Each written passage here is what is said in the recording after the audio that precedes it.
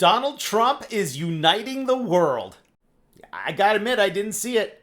I'm gonna show you how in a bit. Then I'm gonna talk about some moves from Mark Carney. Some surprising moves from Mark Carney. And some news about manufacturing here in Canada and how manufacturing is not going back to the US.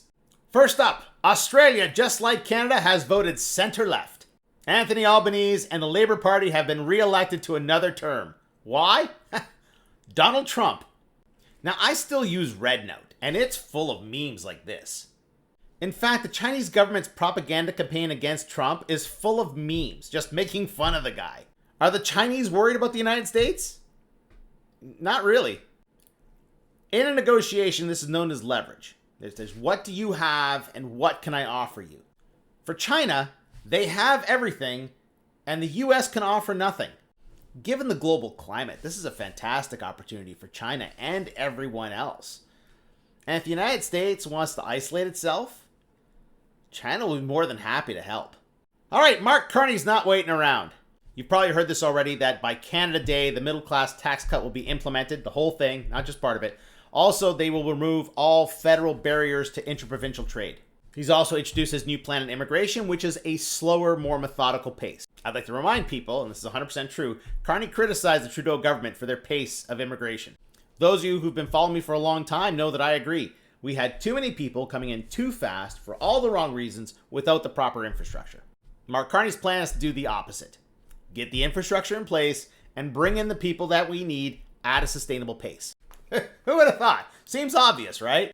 And then there's the pace of this, which I have to admit shocks the hell out of me. Damien Couric is going to step down and Pierre Poilievre is going to run in his riding. Now let me set the stage for this. The Prime Minister is involved in the process of setting up that by-election. So Mark Carney has it within his power to delay that election as long as possible, which is 8 months. It is May 3rd. So this by-election could potentially occur in January of next year. But Carney said no. No, we're going to get it done fast. No games. Mark Carney has said the Canadians need to unite. We need to work together rapidly for rapid change. And apparently, he's holding up to his end of the bargain. Not going to lie, it's refreshing to see this. Do I think this is a good idea? No. No, I think the Conservative Party needs a new direction, new leadership. There's too much infighting in the Conservative Party, and I don't think that's going to help. We shall see. All right, some manufacturing stories. First up, the Oshawa assembly plant is going to go down to 2 shifts, and Unifor is not happy. I am normally a union person, but on this one, I'm agreeing with GM. Look, we're already seeing a global slowdown, okay? It's not like people are rushing out to buy expensive pickup trucks and new cars. So it's likely sales will be slow for the rest of this year. That's what GM is forecasting. If they assemble too many vehicles, they'll just sit on dealer lots and then everyone's going to be laid off. That's no good. So I think going down to 2 shifts now rather than no shifts later, that's a better idea. All right, so for those who believe Donald Trump that jobs are going to go back to the U.S., yeah, no, it's not happening.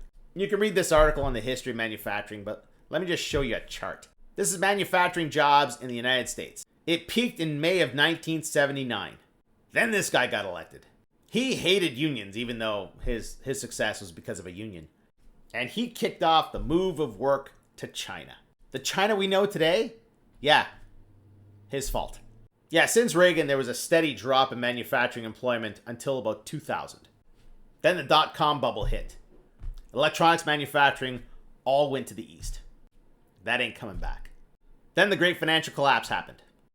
That changed the face of auto manufacturing. That's also not coming back. Like, why would it go back? China already has the expertise, the automation, and the processes in place to make this stuff happen cheaper and faster.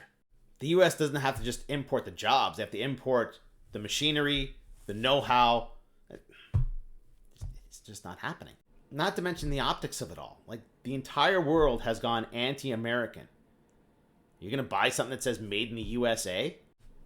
They won't.